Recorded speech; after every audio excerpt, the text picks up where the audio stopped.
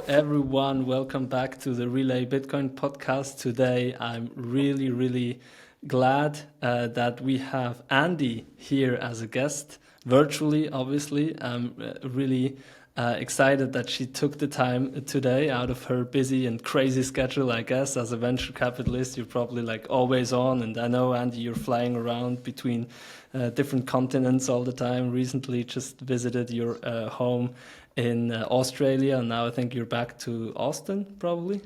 Yep, I'm home in Austin finally. Exactly. Yeah. Finally. So thank you. Please quickly let the people know who you are and what you're doing, and maybe the connection between your company that you're working with and my company that I'm working with. So I'm a founding partner with Ego Death Capital. We're a venture capital fund that invests in companies in the Bitcoin ecosystem. So any company that's building software in and around Bitcoin. We founded the fund early last year. We have three partners, myself, Jeff Booth, who some of your listeners might be familiar with. I think you've had him on the podcast before. Of course. And Nico Lechuga. And then we have three advisors who are Preston Pish, Lyn Alden, and also Pablo Fernandez. So an amazing team. I'm very lucky to get to work with them. We invested in Relai in your latest round. So we led the latest round, which is really exciting. And then I've joined your board as well. So that's the connection with Switzerland and with Relai. I have some personal connections with Switzerland as well, which is really nice. So my mum is German, so I do speak a little bit of German, not that much anymore. I didn't grow up speaking it, but it's kind of cool to be kind of hearing and seeing German again through Relay. And then my mum's godfather actually lives just outside of Zurich. So, and I had some kind of interesting family in Switzerland as well. So, yeah, it's really cool to be involved in Relay and involved in this company and in Europe as well. Thank you. And we're still due to meet in person. So Yes. even though I really have some relations and a big passion for both countries, Australia and the US, I've lived in both for a short time, but still, like I have a lot of love for these countries, and you obviously for Switzerland, but still we didn't get to meet. But we're overdue. Hopefully Soon, over the soon you will summer. make it. Yeah, I'll make it to Yeah, Switzerland over the summer, I'm sure. summer in Gstaad is like the best. It's so nice Really there. nice. It's Yes. good I to have a like the winter is obviously great for skiing, but summer, which most Swiss people they then kind of dismiss Gstaad in summer, but it's actually super nice to hike for hiking or just for a lot of flying hobby things like base jumping or whatever you want to do. But even just for hanging out, having a coffee, have good food, good really traditional Swiss food. Gstaad is super nice. Yeah, I have a close So friend who lives in Gstaad, and last year I visited her, and it's just so beautiful. When the rest of Europe and the US is so hot in summer, and being up in the mountains is just really nice. She took me for we had a very traditional fondue, like looking out over the oh, mountain, nice. just like the cheese fondue was amazing. So It's the best. It's really like in the upper mountains in the Bern area, where I actually live in the canton of Bern as well, and Gstaad is also still part of this canton. That's where you get there and Fribourg. You get the best fondue in town. So you did well. You had the right experience there. So tell me a bit about your background. You came from mainly, like you did a lot, obviously, but professionally, mainly you were with Goldman Sachs before, which I find super interesting because I know that it's like after uni, almost everyone wants to get into one of these firms like Goldman Sachs mainly, and maybe some other big investment banks and some other big management consulting firms. But like Goldman Sachs is probably on the number one of all the elite business schools, right? So it must be super hard to get in. Like first question, how did you manage to get in there? And then second, how was your experience? Like what did you learn? Was it really like that like great experience that you would recommend to business students, or would you like never do it again? it's a really good question. So I applied for an internship with Goldman Sachs when I was in university, so in my second last year.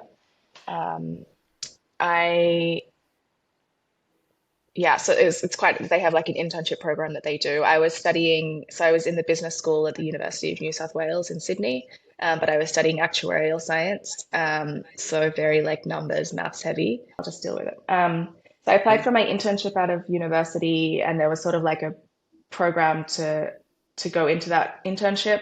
So I just went through an interview process basically at a bunch of different investment banks in Sydney. And then I kind of had a couple of offers from from a few different ones, and I chose Goldman. So I did an internship there. That was basically between my third and fourth years of university. And Mm-hmm. then basically from that internship, they decide whether to give you an offer or not for starting as a graduate. So sort of a pretty basic standard path in. So they gave me an offer. I started work then right out of school in M&A. Then yeah, so it's like really challenging, honestly.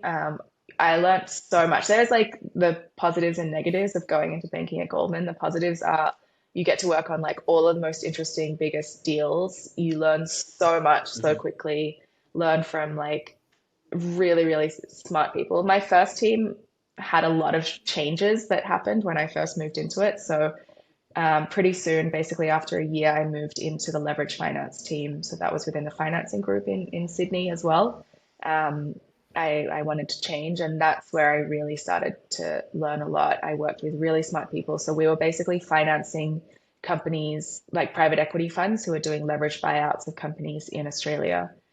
So that was really interesting. You get to really dig into companies, business models. It's you do this like really, really deep dive. It's a really, really diligent process because we would be basically putting our capital on the line. So we would underwrite it. So say a private equity company wants to do a big LBO in Australia and needs $1 billion of financing, we would basically underwrite that $1 billion and then syndicate it. So it was this really like that was my first Mm-hmm. I guess, introduction into the sort of principal investing, like investing capital on behalf of like your entity and the diligence and the process and the way of thinking that goes behind that. Um, and then also, yeah, the nice thing about sitting in Australia was we had one team that was doing all of the industries. So, and then also we did structured finance. We did kind of a wider range of different things out of my team. And that was really nice because I got to just learn so many different things. In somewhere like the US, you would have a specific like leverage finance for industrials, for instance, leverage finance Mm-hmm. for like uh, different, and so you're much more specialized earlier. So I Yeah. just learned so much, but it was crazy. You work crazy hours. Like Mm-hmm. it was very deal based. So a private equity company was always like, they'd come to you and they were like, we want to do this deal in 2 weeks. Thank you. And you're like, well, would have been nice for you to give Okay, us I a don't have a bit more life anymore notice. for the next two You weeks. basically cancel everything for 2 weeks, work around the clock. Also living in Sydney and working for an American bank because a lot of the capital committee, a lot of the partners, if we were syndicating a deal in the US, our capital markets people would be in the US. So always up like Mm. crazy hours of the night having calls. So it was amazing and also very challenging. But from there, Mm. I then worked on a transaction with a team out of, I guess they're based between London, New York, and Hong Kong. I was working with a partner from Hong Kong on this really, really interesting trade, structured credit trade that we put together for an Australian company. And they then asked me to come and move across to sit with them. And they had teams it was basically one team across New York, London, Hong Kong, and I wanted to move to New York. So I asked to move to the New York part of the team. And yeah, so then from in New York, I moved from the investment banking division, which is where you have clients and you have like, that's where you kind of do the crazy hours to sit on the trading floor. Again, in a principal investing role. So it's sort of a very, very special team inside Goldman Sachs. It was this very kind of interesting, crazy, fun, amazing team that I got to work in New York. So sitting on the trading And that floor, was but at the headquarters of right, Goldman Sachs, like it was on Wall right. Street, like on the Yep. fucking tower, the Goldman Sachs tower. Wow. Yeah, so the Goldman Sachs Tower, it's right across from the World Trade Center, right on the river. So it's really, really nice. And I was sitting on the trading floor. So if you picture a trading floor, it's not like the trading floor down at the stock exchange. It's more, so it's like I think there was 900 people on my floor. It's just this huge, it's like the size of a football field. Just rows and rows and rows of desks, and everyone has like 4 or 5 screens or like giant screens. Holy shit. Um, and then there's just like different teams kind of scattered throughout that floor. There's, interest rate trading, there's bonds, there's high yield, there's everything you can Basically everything imagine, you can trade, commodities. there's being So there's two it's being floors at traded. Like, Goldman. There's the equities trading floor, which is level 4, and then I was on the fixed income, currency, and commodities trading floor, which is level 5. But we weren't you think the flow move is trading. Sorry. uh-huh. Sorry, we have a very small delay probably. Go on. Yeah, so I was just gonna say I wasn't flow trading, so I wasn't like, on the phone, I'm bidding this for this. And most of the Hmm. trading now happens via Bloomberg. It's not open outcry. Like it's not people yelling, but then once in a while when the market would blow up, then everyone gets up and yells. And there's just always something crazy happening on the trading floor. Like between having 900 people, like people would do silly things or like do pranks on each other. Like there was just always something ridiculous going on. So I really liked that.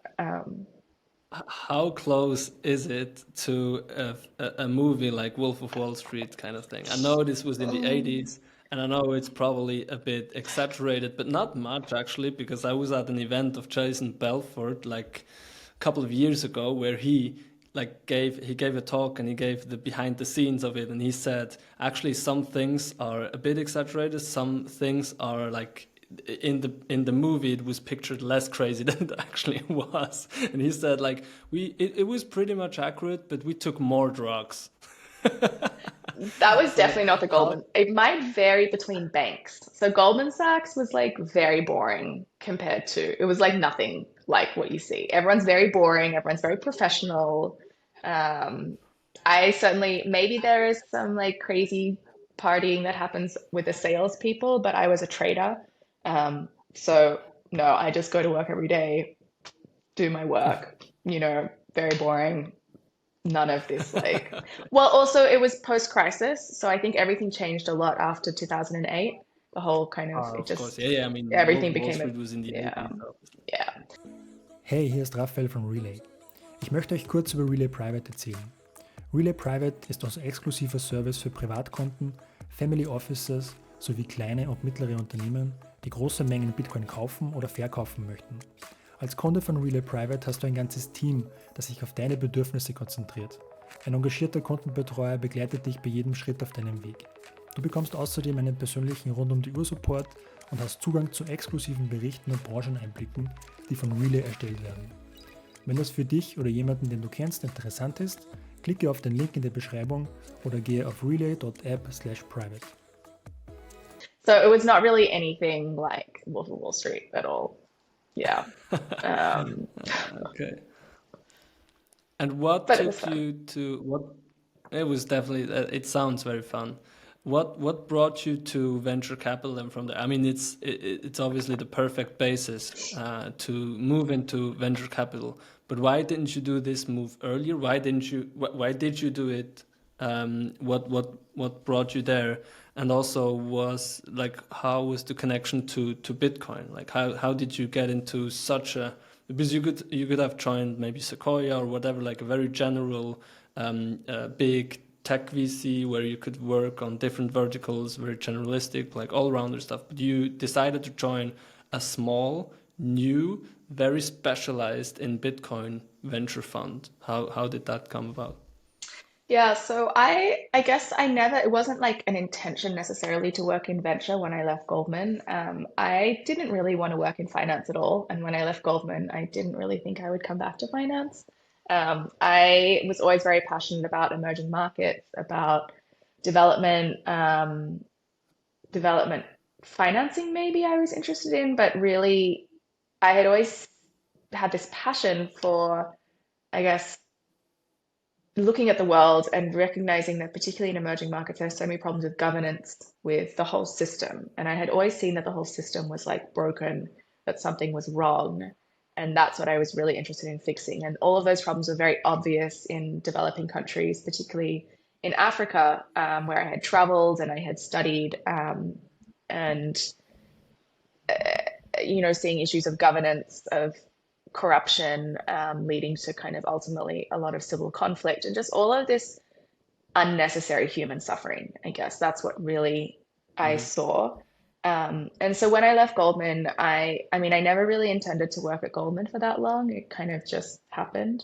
But I'm really grateful for it. I learned so much from it. I worked with amazing people. But I left really like on sabbatical, like figuring out what I was going to do next and really thinking I would work in this more like development area.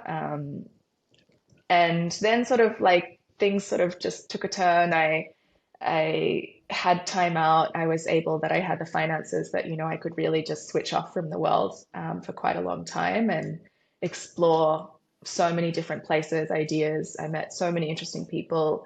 And I guess it was sort of like, there's more detail, but that sort of like journey that took me then into Bitcoin and into getting to know Nico and Jeff and then deciding to form the fund. So it's been really interesting.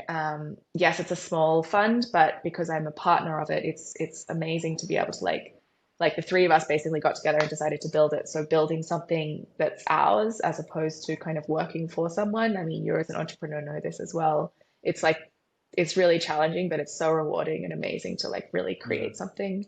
And then in Bitcoin, which is like bringing together so many of my passions, interests, and kind of abilities, I guess, both in this investing, this financing role, as well as kind of thinking about this global international development. And it's kind of crazy coming at it from the Bitcoin world and realizing that Bitcoin is this kind of new foundational layer that sort of solves at a very foundational level some of the issues that I had become really interested and passionate about through my studies and through kind of my reading.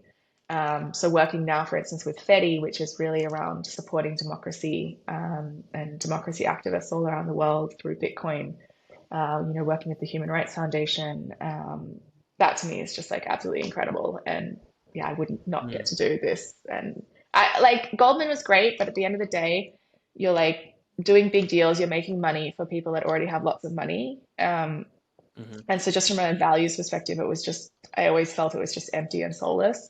Interesting, and I learned so much, and I'm really grateful that I got that time. But now it's like I get to do something that I'm really passionate about and really believe in and really think is like making a positive impact on the world. Whereas at like a Sequoia, I wouldn't have that. It would be the same thing, right? You would again make rich people richer. And you would again work 24/7, but not for something that you built, but you would build someone else's vision and you would fill someone else's pocket again. Yeah, exactly. So yeah, financially I could, whatever, but I love my job. I get to meet amazing entrepreneurs like yourself in Bitcoin, and just the Bitcoin community is incredible. Like the people I get to meet, my job as a venture capitalist, you get to meet everyone in the ecosystem. Anyone you want to talk to, we kind of can talk to. We get to really see across everything that's going on, and it's just like really cool to be there and to be at this technology that's really changing the world and to be right at the forefront of that. It's pretty cool. Have you found out about Bitcoin when you took your sabbatical and when you were traveling around? And was it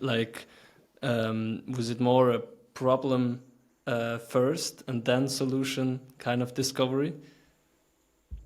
So I first came across crypto. I've told this story a lot of times now, but in 2018, and I ended up at like Tech Open Air and this like crypto castle party in France with like all of these Ethereum developers and crypto people. And I was like, what the fuck? No, it was amazing. I met really cool people. But all of the use cases that they were talking about at that point in time didn't make sense to me. And so I was sort of like, and I think, and I get it now, it is hard if you're coming from the outside to differentiate between Bitcoin and crypto and to sort of like find your way. Because I think from the outside, a lot of it just doesn't make sense. At least to me, it didn't. I had friends who got so excited in DeFi summer over staking. They're like, you can make 20% from staking. And I'm like, well, but you're still taking the underlying risk. And they're like, yeah, but you get 20%. I'm like, yeah, but you're just speculating. Like people just, I don't know. I feel like I often just see through bullshit. Well, at least I did on crypto. So Bitcoin, I came to, I guess I sort of like came away and then came back. And it was really Jeff that helped me to see a lot of the narrative around Bitcoin. And it was, I guess, understanding the technology. And then because I had this context of seeing the problems already, that I was interested in, and then seeing Bitcoin as like this solution to all of those problems, whether it's because I think a lot about kind of the nature of humanity and society and civilization and things like how this shift towards having government debt and inflation creates overconsumption, creates, which then leads to the environmental crisis. All of these sort of like huge, big things in the world that Bitcoin is really this very interesting potential solution for. So I guess I had already come at it from the context of all of the problems, and then kind of seeing Bitcoin as this potential solution was just like really incredible. Yeah, I mean, there's different levels of the problem with the current fiat-based financial system, right? But you seem to have really dug down to the like on the society level, on the humanity level. There are big problems that could potentially, hopefully, could be able to solved by Bitcoin by just making money scarce again, I guess, because the planet is scarce. And so the money also need to be scarce. If the money is just, if it's just infinite amount of amounts of money, then obviously our system will just go on until there's almost nothing left from the planet, right? It's super not sustainable. I think that's the hope and the drive for the Bitcoin community to build something that again is a limited. Like make money a limited resource again, so that we use it for things that make sense and add value to society and is in a balance with the planet, and not just finance wars, like crazy wars that don't make sense, or just basically, as you said, to just drive consumption to like overheating levels that also doesn't make sense. So it's interesting that you really understood the problem at such a deep level, and then you came to the solution, which was Bitcoin. Was it through Jeff? Like, how did you meet Jeff? And was Jeff the guy who finally like orange pilled you at the level so that you decided to join a venture fund focused on Bitcoin? Yeah, it was definitely Jeff that orange pilled, and I still learn. I'm still constantly learning, constantly kind of seeing different aspects of Bitcoin. I'm sure everyone is the same, you think you sort of get it, and then it's like something else comes up, or you sort of see something else. So I had gotten to know Nico through this group of entrepreneurs called Summit. It's mostly based in the US, but is global. I had basically between Goldman and Ego Death Capital, I had founded a tech company, which was for communities, like a platform for communities. And so through that, I sort of joined this entrepreneur network and then met Nico through that. And Nico had met Jeff through that a few years earlier. And so it sort of was rather serendipitous, I guess, that Nico and I and Jeff were sort of talking about what to do next, really passionate about Nico and I have this sort of really shared passion for emerging markets and development. That's really what brought us together. And then started talking to Jeff about Bitcoin, what was going on in Bitcoin, both, all of the macro big picture things like we just spoke about. And then also more specifically, the fact that Lightning Network was coming to scalability, was sort of coming to maturity. And that enabled this huge range of companies to be built on top of Bitcoin that would actually build out that global infrastructure. So if we think about Bitcoin as being the foundation for like a new globalized financial system, you need all of this entire ecosystem to sit on top of that to actually enable that for anyone to use Bitcoin any day for kind of anything they want to use it for. And those companies were going to require a lot of capital and also support. And so that's sort of the thesis for the fund that we came together and built.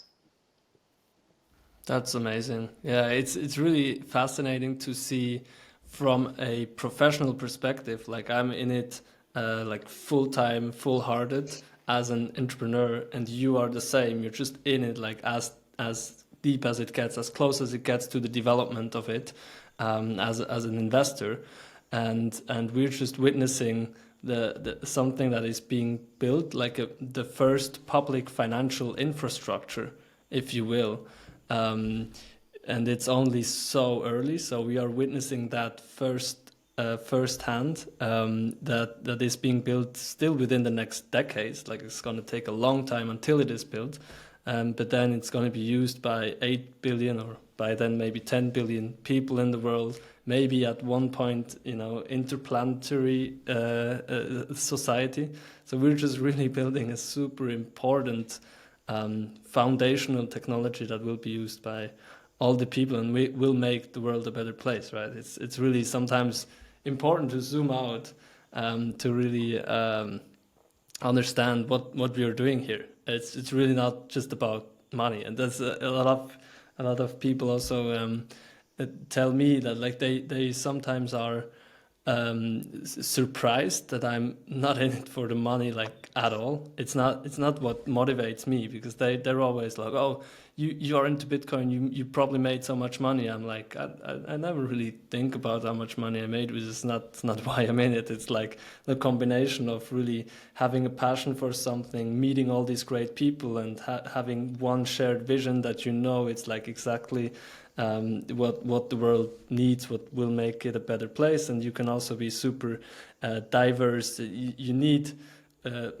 business administrative skills, you need legal skills, you obviously need tech skills, and it's all of that comes together. Basically, it's like our whole global village coming together to build something better, because obviously the fiat financial system didn't really work, especially the last 50 years.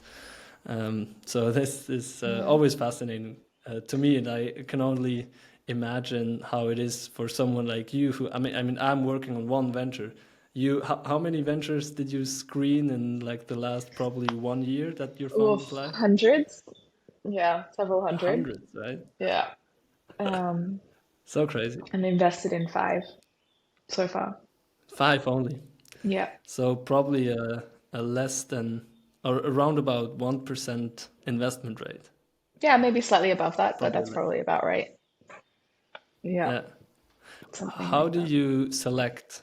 What's your approach to select founders, founding teams, ideas? And also, on the other hand, what makes you sort out all these other ventures? I'm sure they're great ideas, great people working on them as well. It must be also hard to say no, but you mainly have to say no 99% of the times. What's your framework behind that for making these decisions? Yeah, so we do an initial screen. We sort of have an initial screen that we do of founders. The stage that we're investing in, it's a lot about the founder. So we invest in seed and pre-seed stage. So often companies are pre-revenue. It might be just an idea. Typically, so there are some funds which will invest in just like a couple of, programmers hacking around. We typically won't invest that early. We can be first check in, and for certain entrepreneurs, when it's something really special, we might give them a small amount of money first check in. But typically, we look for companies that have some sort of something built already. So they've really like one of the values on our website. And if you go on our website, you can see our own values, and we assess entrepreneurs the same way. One of them is grit. And we'd like to see that something has been built that typically, like if someone just comes to us with an idea, it's like, okay, well, how have you validated that? And so we look for companies also that have some degree of traction. And so that doesn't have to be users, that doesn't have to be revenue, that can be traction. Like we've got 1,000 people who we've interviewed, and they all like, this is the feedback. It could be we've got 1,000 people who are signed up who want to use what we're building, and we're in process of building it. We do also on our values have only the best. So we're really looking to invest in the kind of really tier one. So if you go to values at the bottom there, you can see our values. And the reason is we invest sort of larger check sizes typically in our companies. And then we're very, very proactive in terms of helping those companies. So we take a very, very hands-on approach. And so we have to be very selective. So other venture firms might invest smaller amounts of money into a broader range of companies. We'll invest more like larger check sizes in a smaller range of companies. And what we really want to do is like invest in the entrepreneurs that have these big ideas that are really, really scalable, that are really going to move the needle in Bitcoin. The value, yeah, you just so that's sort of how we think about it. Does that make sense? That makes absolute sense. And so one thing is based on the values to select the right teams and really makes a very small amount of bets, but very high conviction bets, right? That's also what I really like about your approach is that when you are in, you're actually part of the team. Like you think about it day and night. You try to help. You provide your valuable network as well. I've met with you, with Nico, with Jeff many times already. Even though we're only working together for like 3-4 months, it feels like a year because we're really it's really hands on. So I think that's really the key differentiator also between you and other funds is that you are so convicted onto this Bitcoin and Lightning topic and early stage, so you're very focused. And then once you only make a small amount of bet, but once you do them, you just go full on all in, right? And that's I think a great differentiator. Plus, then I'll go to the team here. I mean, that's also like how were you able to? I mean, it's the Go to our advisory team advisors. that I find so fascinating. Yeah. How did you get about how did you get these advisors to join? And maybe if you can talk about it, in what form are they also invested, and how are they involved, and how do you work with them on almost on a daily basis or on a regular basis? Yeah, so Lynn, Preston, and Pablo are all very involved in the fund. They're not kind of just names on a page. I think what they liked, we really value that they took a bit of a bet on us at the start, and we've really been able to, I guess, prove out to them in terms of delivering on what we promised. So very values aligned to start with. Really, our mission is to support the growth of the Bitcoin ecosystem and support entrepreneurs, and I think that was something that resonated with them. And it's also a chance for them, I guess, to get involved in companies in a little more deeper way that at the moment they have a more like high macro perspective. And so we get them involved as much as we can. Obviously, both of them are very, very busy, so it sort of depends on their schedules. But it could be having calls with companies, advising companies. We use that in terms of our investment decisions. We would always run anything past them. Any companies we think that are interesting, we get their perspectives on. They just have this amazing kind of view of the whole landscape. They also bring this interesting. So Lynn and Preston are both, well, actually all three of them are engineers. Preston is an aerospace engineer. Lynn is an electrical engineer. Pablo is a software engineer. And that's sort of a perspective that our team doesn't have, and that just gives them this way of thinking about technical aspects. They've all built businesses themselves, and so yeah, just lucky to get to work with them. I learn something every time. I've been in meetings where it's like me and Jeff and Lynn and Preston, and I'm just like, I have nothing to add to this conversation, but I just get to listen to it, and this is amazing. That's when you know you're in the right place, where you surround yourself by people that are just that you feel that are smarter than you. That's how you can learn. That's how you can develop and grow. Right. That's a very important part of all of our job. I think is to bring people in and surround yourself with people that that are better than you in different fields. That's how you achieve milestones and how you grow, right? And that's really something as well. Like that's also something I learned from working with you guys, is that network it's one of the most important, if not the most important thing. I mean, there are a lot of great ideas out there, and then but most of them don't make it. So first you have an idea, and then you need to really focus on execution.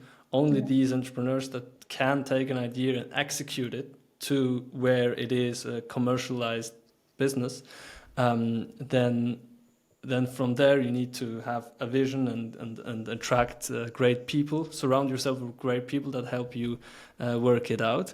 But then to make it really big and to really create a brand that lasts, it's super important to have a great network, because it's more about who you know than what you know. This is something that I think you guys are doing amazingly well. Also Swan Bitcoin in the US, through where also Lyn Alden is involved, are doing amazingly well. And you just see that this is how you build a differentiator that no one can copy.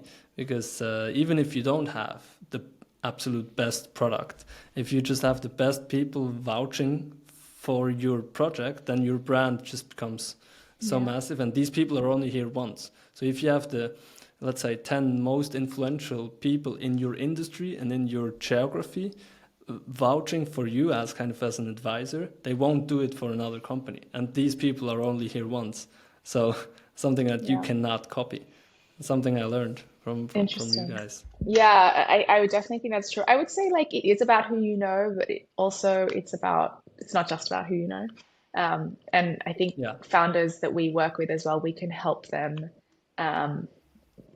taking that next step from an idea, early traction, to kind of crossing the chasm, if I want to use that term, or like to really build something scalable, because that's really challenging and a lot of entrepreneurs don't. So you might get to seed, but then very few companies get from seed to Series A. And that's where I think, Jeff's experience, for instance, having scaled so many companies really helps. And then I think the other thing about having this diverse group, like with each of, we recognize that we don't, like Nico and myself and Jeff, we don't have all the answers. Like we don't know everything. And so if we have this broader group of really brilliant people involved, it's like you have this amazing synergy. It's like, I hate to use this, but like 1 + 1 = 3. So everyone brings everyone brings a network or an idea or a different perspective, and being able to like leverage that is incredibly valuable. Absolutely. So having looked at all these hundreds of companies, what excites you most currently in the Bitcoin, let's say, venture field, Bitcoin and Lightning venture industry? I mean, it's a bit tangential, but Nostr I'm really excited about right now. I'm not sure if your listeners are familiar. It's kind of a new protocol for the decentralized transfer of information. It's not specifically Bitcoin. It's Bitcoin adjacent, I would say, except that it's very, very, just to step back, it's like potentially this new internet where you could literally build anything on top of it. And instead of the data sitting in a single person's server, anyone can access it. So it's this incredible open information network. But what's cool about it is it has Lightning integrated. So a lot of the clients, so you can build all of these applications on top of it. The early applications that are being built are effectively like a Twitter, but anyone can build a client, access the data. So you have this huge range, like this explosion of activity happening there. And rather than on Twitter, where I can only like your post, in Nostr, it integrates zaps, it's called. So I can just send anyone like a few zaps. So if I put a post on Nostr, then people's like zap me so I get like money, real money from posting. And so it's this incredible value for value ecosystem that's being created. It really increases the velocity of money. It's so exciting. So that's like, I guess, what I have been really focused on the last few weeks. I just put an article out. It's on our website under the blog section about Nostr, if anyone's interested, or on my Twitter as well. I'll be putting out more because the space is just moving so quickly that already there's some things in there that I've already like kind of adjusted my thinking on and new ideas. But I encourage everyone to sort of get involved. It's really exciting. And then in Lightning in general, I think Bitcoin, it's just the ecosystem is becoming so integrated globally. Lightning is really getting to the point where it's usable. The technology is getting there for, remittances, for international payments, for Lightning, for point of sale, for really easy integrations. There's just so much momentum. It's really exciting. Yeah, must be so fascinating to talk, but also a bit stressful, no? I mean, don't you talk to so many founders and you see all these things that are going on, and don't you think that, oh, I need to read about this, learn more about this, talk to more people that are building on this, putting more content out as well, because you're writing about a lot of this stuff as well. And then very soon you fill up your 24/7 schedule and you don't have time to sleep anymore, right? And then also you're missing out on a lot of deals maybe, and so and you have FOMO and stuff like that. Isn't it super stressful, your job?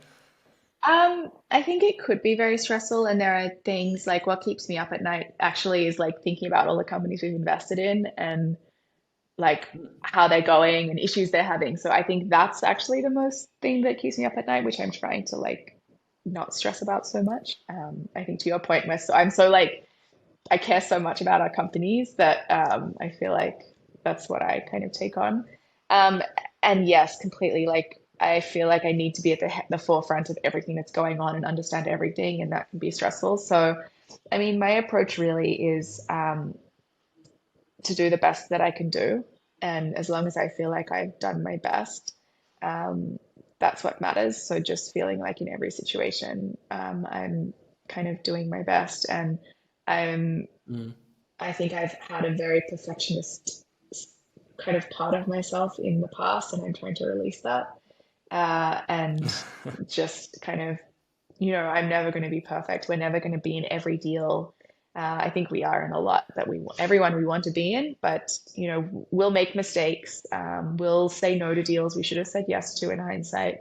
Um, so what we do internally is we put systems in place, and that's what helps us with. So we have systems for decision making. We have systems for reviewing past decisions, um, for looking at maybe companies we said no to or that end up being successful. Why did we say no? Adjusting our thinking on those.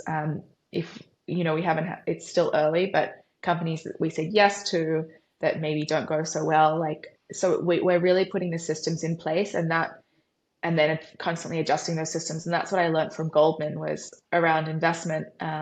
You have a system in place, you have a memo which has all of these different items. So it forces you to think in a certain way, and you design the memo to make sure that it's like you're making the best possible decision. You have a diligence checklist, you have all of these things.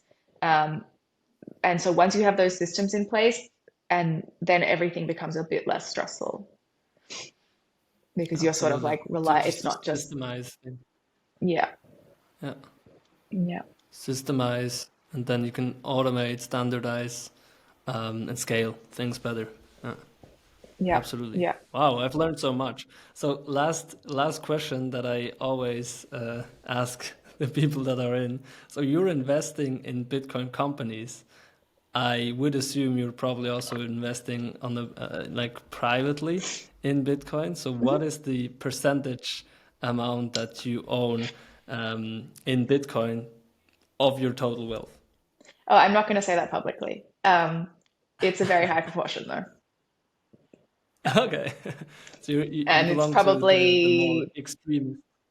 becoming higher now. I think my conviction around Bitcoin is only increasing the more I see what's going on in the world and in Bitcoin, um, especially things around the banking crisis that in the US and also obviously, in Europe, just the whole thing is so unsustainable. It has to break at some point. The timing on that, I don't know. But also, I look at the adoption. Adoption is hard to get metrics for in Bitcoin, but I see every week a new conference popping up, a new meetup popping up around the world.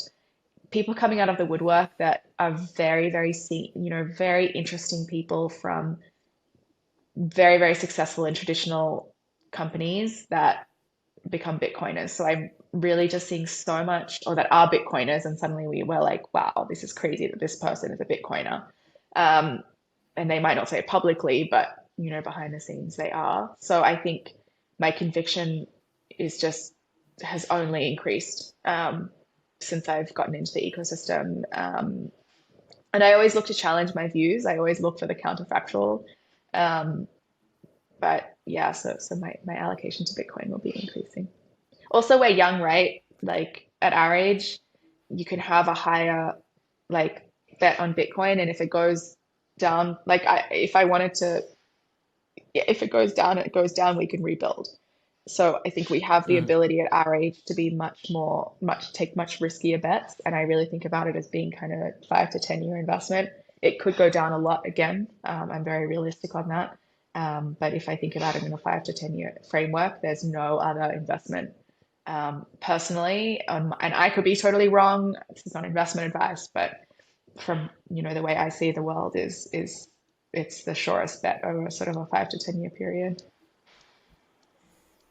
Spot on. It's exactly how I see it. And that's, I think, a very good moment to stop, even though already now, like every statement you make, I have like 3 more questions, but maybe we could take this to a second conversation. Thank you so much, Andi, for taking the time, and have a great rest of your day, rest of your curing from the jet lag, and talk to you, I think, next week. Thanks so much for having me on the podcast. It was great. See you later. Cheers. Bye.